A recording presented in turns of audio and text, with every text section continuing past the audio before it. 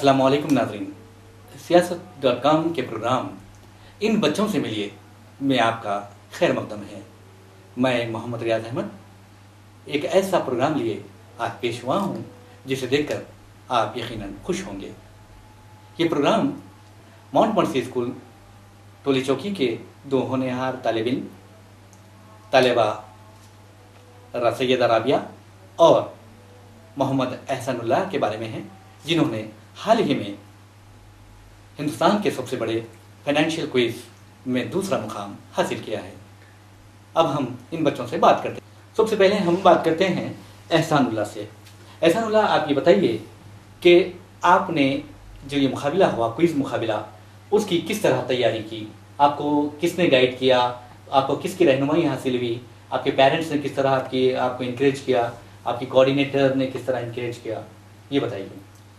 पहले तो मिसेस एजाज बानू हमारी कोऑर्डिनेटर का बहुत बड़ा हाथ रहा। उन्होंने हमें सिलेबस दिया, उसके तैयारी में हमें एनकरेज किया। फिर घर में तो मम्मी डैडी ने हमेशा साथ दिया और हरदम पीछे रह के ये पढ़ना है और ये हासिल करना है। स्कूल से बहुत बड़ा हाथ रहा।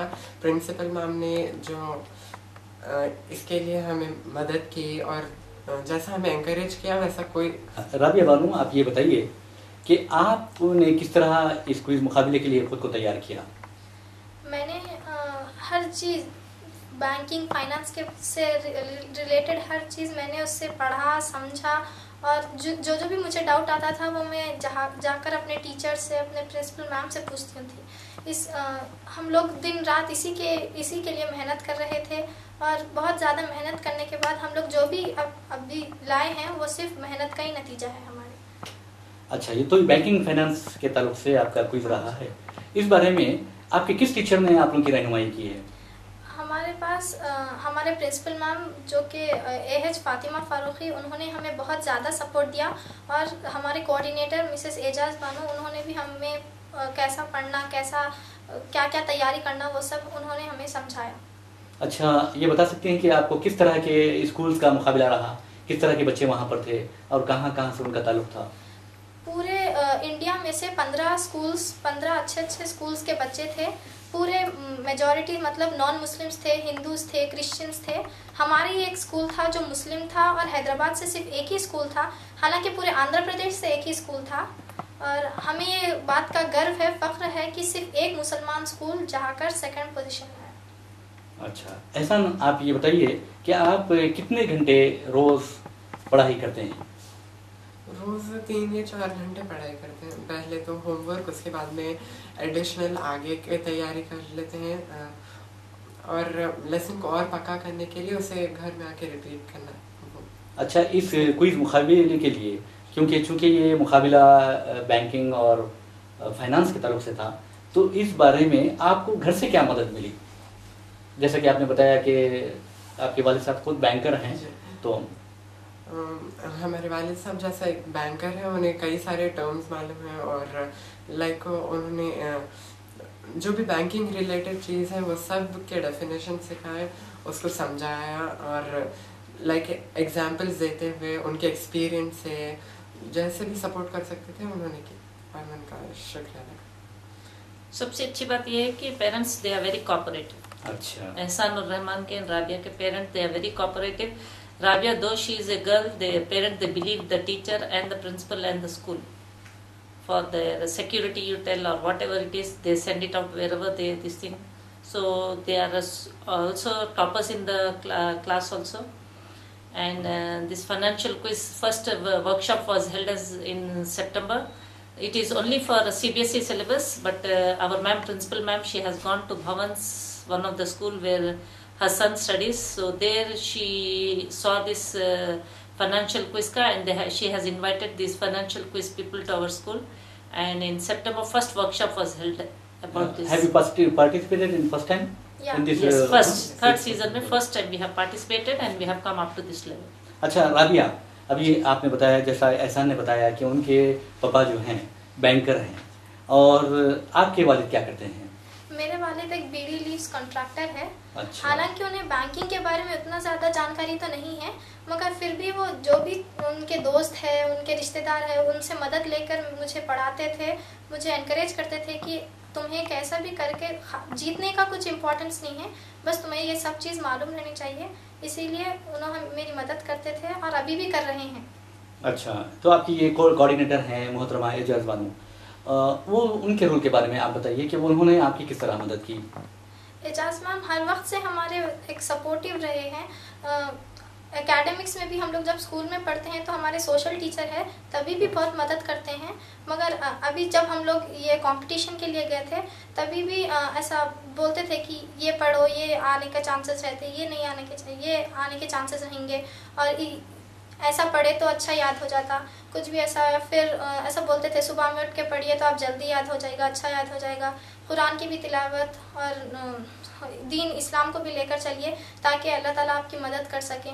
और मुंबई में भी हम लोग जब गए थे रूम में जब थे तो लड़के को अलग डाल दिए थे, हम दोनों को एक रूम दिए थे। तो लेकिन मैंने I have decided that for security sake he should be with us only, so we all stayed in one room only.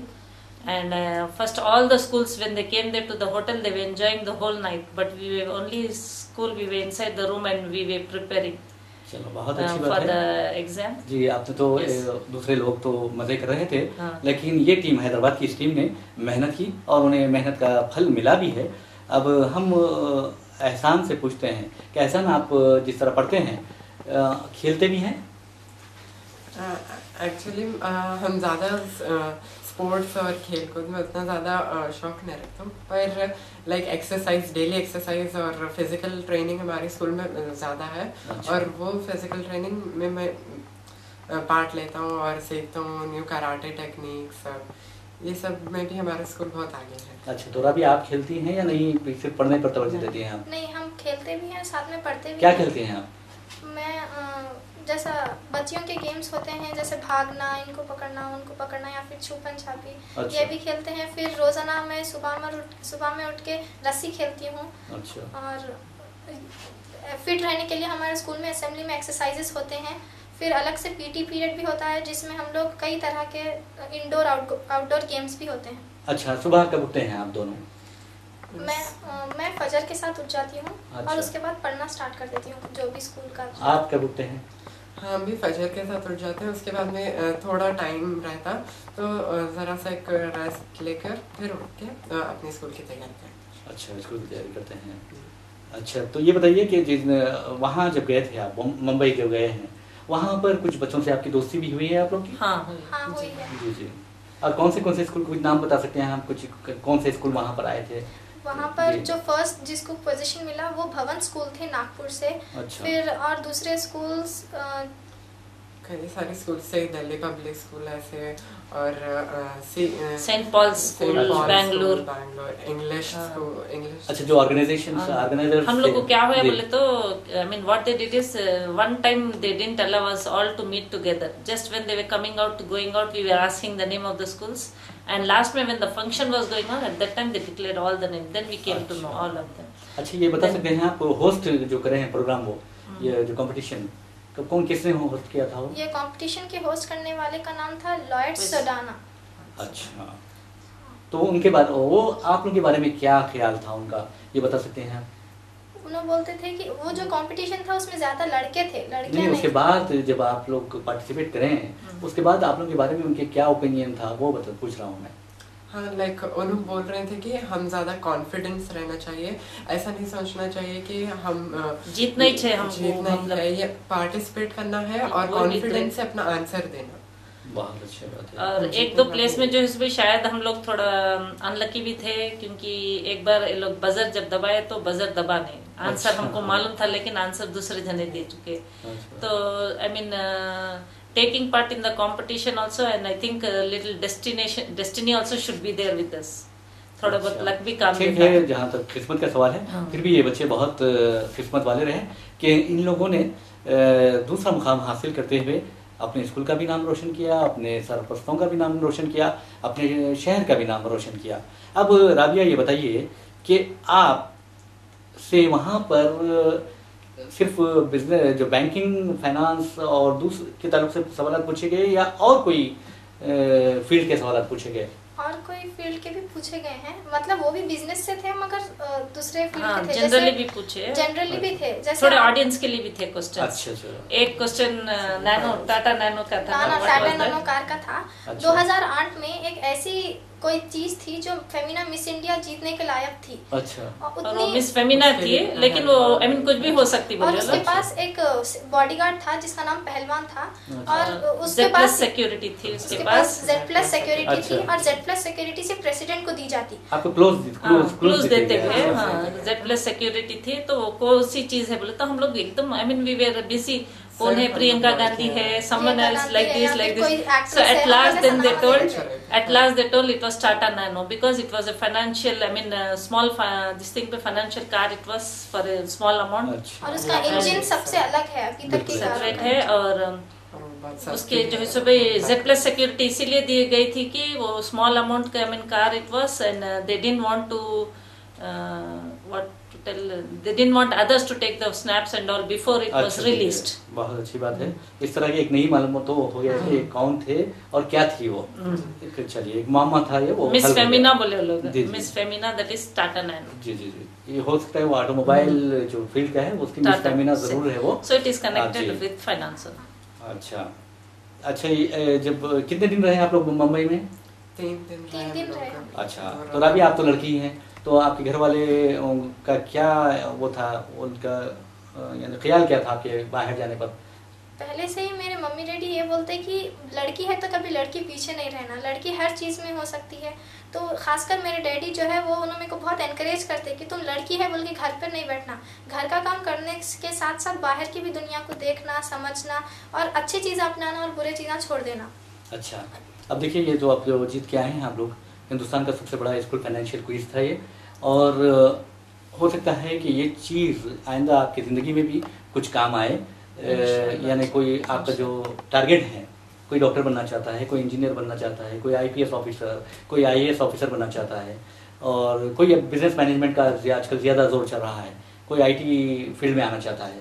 तो राबिया, आप बताइए कि आप किस फील्ड में आना चाहती हैं या आगे चल के क्या बनना चाहती हैं? मैं इंशाल्लाह आगे चलकर IAS ऑफिसर बनना चाहूँगी। अच्छा, इसमें खास बात कि IAS ऑफिसर का कि अक्सर बच्चे जिससे भी पूछा गया कि बेटे आप क्या बनेंगे, तो वो कहते हैं कि हम डॉक्टर बनेंगे, हम इंजीनियर बनेंगे और हम वकील बनेंगे।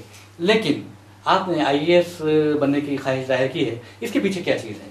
मेरे पास 2 वजह है ये बनने के। पहली वजह ये है कि मैं बनकर ये जो भी आजकल हो रहा है उसे रोकना चाह रही हूँ। और सब लोग बोलते हैं कि सिर्फ लड़के ही बन सकते हैं ऐसे चीज़ों में, और नॉन मुस्लिम्स बन सकते, हिंदूज बन सकते। तो मैं ये लोग को रॉन्ग प्रूफ करके एक गर्ल और एक माइनॉरिटी मुसलमान गर्ल ये बनकर बताना चाह रही हूँ। और दूसरी वजह ये है कि मेरे पापा की ये दिली ख्वाहिश है कि वो बन सके।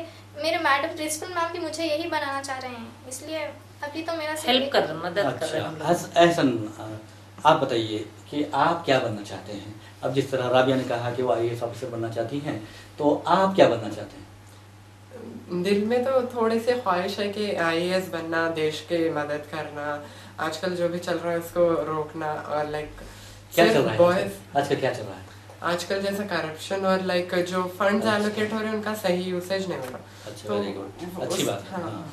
तो वो जो एलोकेटेड फंड्स हैं उनको सही हाथों में, सही जगह पहुंचाना, वो एक ख्वाहिश है। पर लाइक आजकल दुनिया मटेरियलिस्टिक हो गई, तो उसके हिसाब से, और लाइक मेरा इंटरेस्ट ज़्यादा मैथ्स और साइंस में, तो उसके हिसाब से मैं IIT में एरोनॉटिक्स लेना चाहता हूँ। अच्छा, वेरी गुड। चलिए, बहुत अच्छी बात है कि इन बच्चों से मिलकर एक बात तो ये मालूम हुई कि हमारे बच्चों में सलाहियतों की कोई कमी नहीं है, सिर्फ इन्हें अच्छी रहनुमाई की ज़रूरत है, इनकी हौसला अफजाई की ज़रूरत है। जिस तरह राबिया ने कहा कि वो IAS ऑफिसर बनना चाहती हैं, और एहसान ने कहा कि वो IIT के ज़रिए अपने इंफॉर्मेशन टेक्नोलॉजी की फील्ड में अपना नाम रोशन करना चाहते हैं, या अपने मुल्क कौम का नाम रोशन करना चाहते हैं। हमारी नेक तमन्नाएं इन दोनों बच्चों के साथ है, और हम सबसे पहले हम इन बच्चों के स्कूल माउंट मर्सी और उसके मैनेजमेंट को, उसके प्रिंसिपल को और डायरेक्टर को, उनके डायरेक्टर को, और कोऑर्डिनेटर जो हैं मोहतरमा एजाज बानू, उनको मुबारकबाद देते हैं। साथ ही राबिया और एजाज, तो राबिया और एहसन के वालिद को भी और वालिदैन को भी मुबारकबाद देते हैं कि उन्होंने अपने बच्चों की हौसला अफजाई की अच्छी तरह की है और अपने बच्चों की तालीम पर खुसूसी वो तवज्जो दे रहे हैं। अगर हर मुस्लिम ख़ानदान या चाहे मुस्लिम तालीम का जहाँ तक मामला है, हर ख़ानदान, हर वालिदैन अपने बच्चों पर इसी तरह तवज्जो मरकूज़ करें या तवज्जो दें तो ऐन मुमकिन है कि हमारे बच्चे भी IAS IPS ऑफिसर्स की सफ़ों में नज़र आएंगे। अच्छे दुनिया हिंदुस्तान के माहिर डॉक्टर्स, माहिर इंजीनियर्स और दूसरे जो फील्ड में बिजनेस मैनेजमेंट, अच्छे अच्छे इंडस्ट्रियलिस्ट, उनकी सफ़ों में हमारे बच्चे नज़र आएंगे।